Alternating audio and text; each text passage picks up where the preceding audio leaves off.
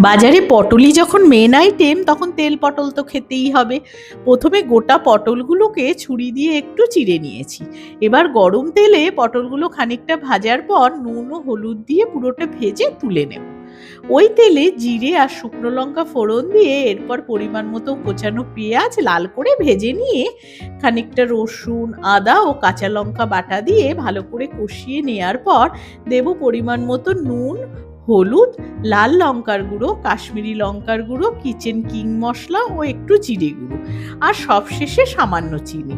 সবকিছু ভালো করে মিশিয়ে নিয়ে এবার দিলাম টমেটো বাটা, তারপর একটু জল।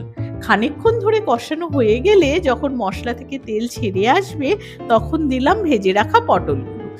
পটল সমেত মশলা আরও একটু কষিয়ে গ্রেভিটা একটু নরম করার জন্য অল্প একটু গরম জল অ্যাড করে কড়াই ঢাকা দিয়ে দিয়েছি। 10 মিনিট পর পটল সেদ্ধ হয়ে গেলে আর গ্রেভিটা একটু ঘন হয়ে এলে ওপর থেকে একটু গরম মশলা গুঁড়ো ছড়িয়ে ওভেন অফ করে দিলাম। তেল পটল রেডি। দেখলেই খেতে মন চাইবে। ধোয়া ওঠা গরম ভাতের সঙ্গে জাস্ট জমে যাবে।